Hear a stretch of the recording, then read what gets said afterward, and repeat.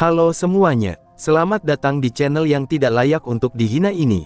Sebelum kita mulai, atur posisi santainya, seruput kopinya, dan mari kita berkhayal. Tentu saja, itu dikarenakan peti mati tersebut berisikan mayat dari anak keduanya, yang telah mati di alam kehidupan sebelumnya.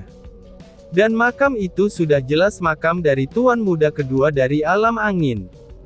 "Letakkan peti itu," teriak Dewa Angin dengan marah sambil memandang pria tersebut. "Hahaha, jangan harap. Kamu tahu sendiri kan, kalau anakmu ini adalah sebuah percobaan setengah berhasil dari orang itu. Dan ini sangat berguna bagiku, walaupun bagi orang itu mayat anakmu tidak berguna lagi," balas pria bertopeng itu dengan tenang. Karena baginya, mayat dari tuan muda kedua adalah sebuah kunci untuk kesuksesan dia dalam melaksanakan rencananya. Karena itulah, dia datang ke sini dan mengambil mayat tuan muda kedua ini. Walaupun dia tahu bagi kelompok itu mayat tuan muda alam angin ini tidak berguna lagi, tapi ini berbeda bagi dirinya. Meskipun dulu dia dan kelompok itu pernah bekerja sama, tapi tentu saja mereka bukanlah teman, karena dia juga ingin memusnahkan kelompok tersebut. "Kamu, jangan sentuh anakku," teriak Dewa Angin sambil melemparkan serangan terkuatnya ke arah pria tersebut dengan marah. Wush! Pria bertopeng itu tersenyum, lalu melempar peti mati ke arah serangan pedang angin milik Dewa Angin. Dan itu membuat peti itu langsung hancur di bawah serangan Dewa Angin. "Bang! Tidak!" teriak Dewa Angin. Melihat peti mati anaknya hancur, wajah Dewa Angin tampak ketakutan. Bagaimanapun juga itu adalah mayat anaknya, dan dia tidak akan mengizinkan siapapun menyakitinya. Setelah asap tebal menghilang, Dewa Angin melihat mayat anaknya yang terbang di samping pria bertopeng itu. Lalu pria itu tersenyum sambil mengangguk puas saat melihat mayat tersebut.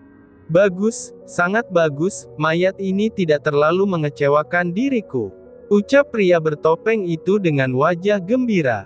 Mayat dari tuan muda kedua ini benar-benar sempurna, apalagi darah yang ada di dalamnya masih utuh, dan tentu saja darah yang dia maksud adalah darah dari monster yang ada di dalam tubuh tuan muda ini. "Baiklah, aku suka dengan mayat ini, maafkan aku, dan aku akan pergi," ucap pria itu dengan wajah tersenyum. Perlahan-lahan dia menghilang dari pandangan Dewa Angin yang sedang marah, karena menyerang secara membabi buta di segala arah. Tapi sayangnya, semua itu hanyalah sia-sia. "Terima kasih untuk mayat anakmu, aku akan kembalikan setelah aku selesai. Aku juga akan memberikanmu hadiah sebelum pergi. Jaga dirimu baik-baik Dewa Angin." Hahaha, suara pria tawa pria itu membuat api kemarahan di hati Dewa Angin memuncak. "Aku pasti akan membunuhmu," teriak Dewa Angin dengan marah. Akibatnya, badai angin yang besar menyelimuti seluruh wilayah alam angin. Bahkan hal itu membuat ngeri semua orang yang melihat badai itu, dan mereka tahu kalau Dewa Angin sangat marah. Bahkan dua istri yang telah muncul di belakang Dewa Angin ikut merasakan kesedihan di hati mereka, itu saat mereka melihat Dewa Angin yang marah bercampur sedih. Mereka berdua dapat dengan jelas merasakan bagaimana perasaan seorang ayah, yang bahkan tidak dapat melindungi mayat dari putranya sendiri. Bahkan anak tertua Dewa Angin pun juga ikut di sana. Melihat ayahnya yang selalu ceria, tapi sekarang sudah terlihat lebih tua dari biasanya. Meskipun dia membenci sikap adik keduanya yang telah membunuh adik ketiganya, tapi bagaimanapun juga dia masih adik kandungnya. Tentu saja dia juga merasa marah saat melihat kejadian itu. Crot! Tiba-tiba Dewa Angin memuntahkan seteguk darah, karena tidak dapat menahan rasa sakit dan juga kesedihan di hatinya. Dia pun jatuh dari langit, karena dia sudah tidak sadarkan diri saat ini. "Dewa Angin!" teriak para tetua dari keluarga alam angin. "Suami!" teriak kedua istrinya, dan segera menangkap Dewa Angin. "Ayah!" teriak seorang wanita dan juga anak pertama Dewa Angin, itu saat melihat ayah mereka jatuh dan pingsan. Saat mereka mendekati Dewa Angin, mereka melihat wajah Dewa Angin menjadi biru, dan nafasnya juga terlihat semakin melemah. Ini racun serangga biru, ucap tetua pertama yang melihat perubahan dari wajah Dewa Angin. Wajah semua orang di sana langsung menjadi jelek, itu karena racun serangga biru bukanlah racun biasa. Bahkan seorang alkemis Sein tingkat menengah pun akan kesulitan untuk menyembuhkan racun tersebut. Wajah kedua istri dan kedua anak Dewa Angin menjadi sedih dan ketakutan, lalu mereka segera pergi dan membawa kembali Dewa Angin ke istana untuk mengobati Dewa Angin. Di dalam ruang yang terlihat hampa, pria bertopeng itu terus melewati ruang tersebut dengan wajah tenang dan puas. Apa yang dia inginkan telah didapatkan sekarang, dan dia hanya selangkah lagi dari keberhasilan rencananya. Melihat ke dalam cincin penyimpanan yang ada di jari tangan telunjuknya, wajah pria bertopeng itu terlihat sangat puas. Kamu lihat saja, cepat atau lambat kelompokmu pasti akan aku musnahkan, ucap pria bertopeng itu di dalam hatinya. Saat dia akan keluar melewati ruang itu, dia melihat sosok yang berdiri di depannya seperti sedang menunggunya di sana. Wajah pria bertopeng berubah, saat melihat sosok yang berdiri di depan lubang pintu keluar itu. Kamu benar-benar bertindak dengan sangat cepat, dan itu sesuai dengan prediksiku, ucap sosok itu dengan senyum di wajahnya. Bagaimana kamu bisa ada di sini? Ucap pria bertopeng yang tidak percaya dengan apa yang dia lihat. Pria itu berambut hitam, dengan bola matanya biang berwarna biru di dalam matanya. Lalu pakaian hitam putihnya membuat dia terlihat seperti pria yang tampan. Tapi jika ada seseorang atau penguasa lain yang ada di sana melihatnya, maka pasti para penguasa itu bisa tahu siapa pria itu. Apalagi jika di sana ada bayi kecil, Lin Tian, dan juga Bayu, mereka pasti akan cukup terkejut dengan kemiripan pria tersebut. Atau mungkin benar-benar hampir mirip, karena hanya mata dan rambutnya saja yang membedakan pria itu. Apakah dua alam itu berpikir aku sudah mati? Sayang sekali, apa yang kamu dan kelompok itu rencanakan itu tidak dapat membunuhku. Malahan, aku yang sekarang sangat penasaran apa tujuan kalian berdua, ucap pria itu dengan senyum di wajahnya. Mendengar perkataan pria tersebut, wajah pria bertopeng itu menjadi gemetar. Dia dapat merasakan dengan sangat jelas kekuatan pria di depannya ini, dan sekarang bahkan dia pun tidak dapat merasakan seperti apa kekuatan pria itu. Apakah kamu sudah mencapai alam itu? Tanya pria bertopeng dengan wajah ketakutan. Tentu saja belum. Siapa yang dapat mencapai alam itu di dua alam ini? Tidak usah banyak bicara lagi, aku ingin kamu mati dulu, dan barulah aku akan bicara kepada mayatmu, ucap pria itu. Wush! Dia segera menyerang pria bertopeng itu dengan cepat, di saat pria bertopeng itu masih dalam ketakutan di hatinya. Dan saat pria bertopeng itu tersadar, ternyata dia melihat pria itu dengan sangat cepat telah mendekatinya. Dengan cepat pula dia menggunakan kekuatan penuhnya untuk menangkis serangan pria tersebut, tapi tetap saja hal itu membuat dia terluka parah. Bahkan lukanya itu melebihi saat dia bertarung dengan Dewa Angin. Crot, pria bertopeng memuntahkan darah, dan terlempar jauh di dalam ruang tersebut. Bahkan kamu tidak dapat menahan setengah dari kekuatanku.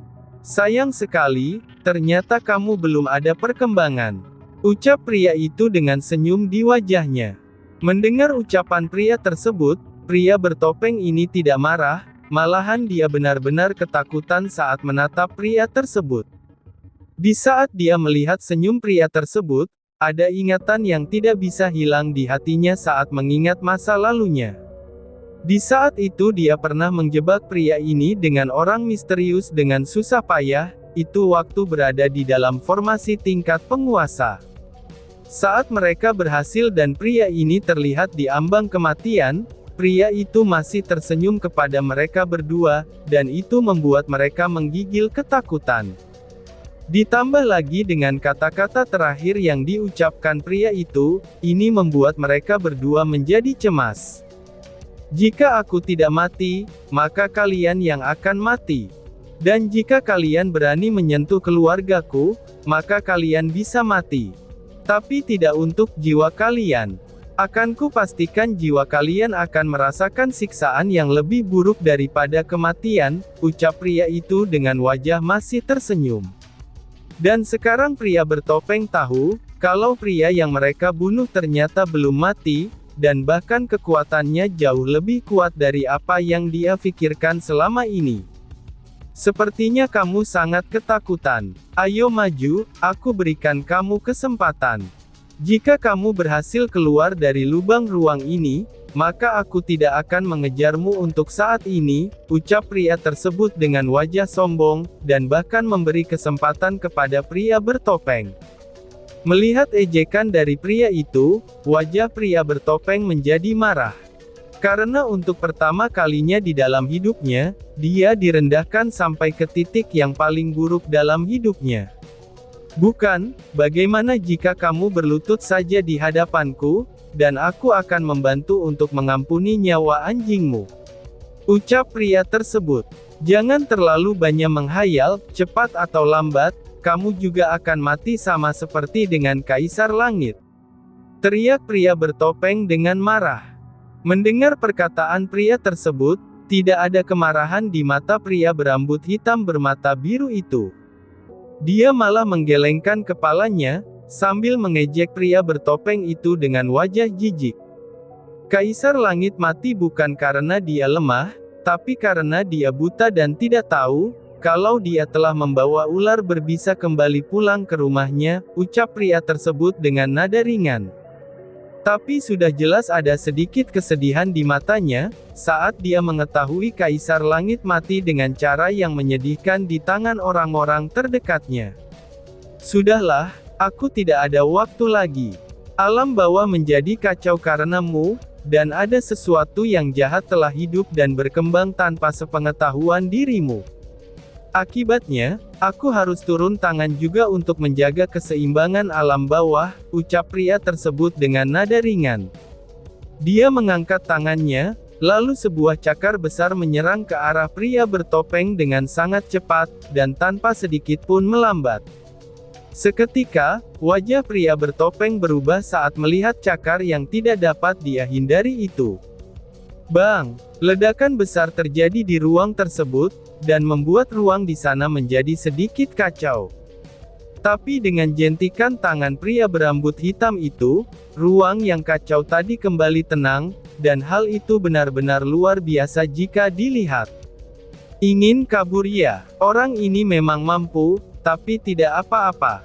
Sejauh mana kamu berlari, tapi kamu akan tetap mati juga. Baik itu mati di tanganku, maupun di tangan orang lain. Karena itu sudah menjadi takdirmu. Ucap pria tersebut sambil melihat ke arah di mana pria bertopeng menghilang. Dia memandangi portal di belakangnya dengan wajah yang rumit. Jika dia bisa, dia pasti akan keluar dan menemui beberapa kenalannya. Tapi untuk sekarang, dia tidak bisa melakukannya, karena dia harus melakukan sesuatu hal yang tidak bisa dia tunda lagi. Ditambah lagi dengan masalah alam bawah, dia juga harus turun tangan sendiri untuk melihat ke sana. Sepertinya orang-orang ini tidak sabaran sekali.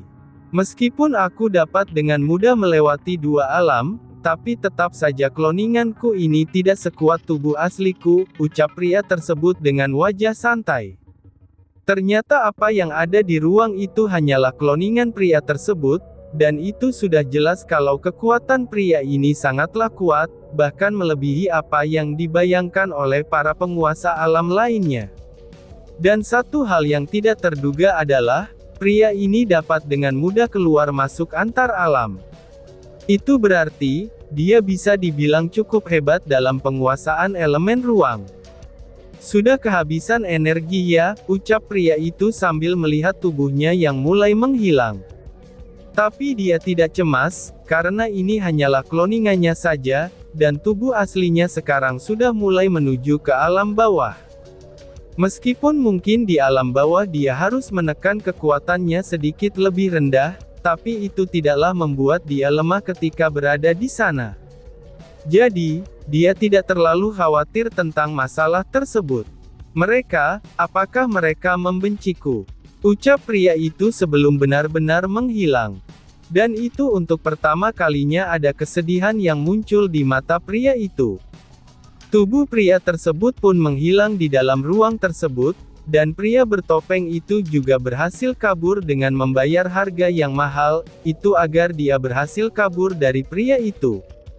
Di negeri langit, terlihat pria bertopeng itu telah muncul di hutan di negeri langit tersebut. Seluruh tubuhnya dipenuhi luka parah, bahkan dia terlihat kehilangan tangan kirinya akibat serangan dari pria misterius itu. Sial, pria itu masih hidup, ini akan menjadi sulit sekarang. Ucap pria bertopeng dengan wajah marah. Tapi mungkin itu hanya kloningan dari pria itu saja. Jika benar itu adalah tubuh aslinya, maka harusnya dia mengejarku sekarang, pikir pria bertopeng itu. Dia sadar akan kekuatan dari pria misterius tersebut, dan dia juga tahu kalau itu adalah tubuh asli pria yang menyerangnya, maka dia tidak akan bisa kabur dari sana dengan selamat. Dia dapat dengan jelas merasakan betapa luar biasanya kekuatan dari pria misterius yang di sana sebelumnya. Apalagi, dulu dia juga pernah mencoba membunuhnya bersama orang misterius lainnya. Bahkan mereka berdua harus bekerja keras untuk bisa menjebaknya di formasi tersebut, dan jika ada orang yang dikatakan melebihi Kaisar Langit, Kaisar Harimau, dan Lindong pada waktu itu, maka sudah pasti dialah orangnya. Memikirkan hal itu tidak dapat membuat dia menjadi lebih baik, jadi pada akhirnya dia pun pergi dari tempat itu dengan wajah penuh rasa kesal. Dan dia mulai menenangkan diri untuk mempersiapkan rencana yang dia siapkan selanjutnya. Di alam angin, wajah semua orang di sana terlihat sangat jelek, dan di dalam kamar terdapat pria yang terlihat mulai tua sedikit demi sedikit, bahkan energi di tubuhnya agak lemah sekarang. Mungkin jika dia bukan dewa penguasa, maka dia pasti sudah mati terkena racun dari serangga tersebut. Apakah tidak ada cara lain untuk menyembuhkan ayahku? Tanya tuan muda pertama dari alam angin dengan wajah sedih, saat dia memandangi ayahnya yang terbaring lemah itu. Alkemis Saint tingkat menengah itu menggelengkan kepalanya, bahkan jika itu alkemis master tingkat tinggi sekalipun, mungkin master tingkat tinggi itu juga punya pikiran yang sama dengan dirinya. Dan tiba-tiba saja bersambung. Sekian dan terima kasih banyak. Bye-bye.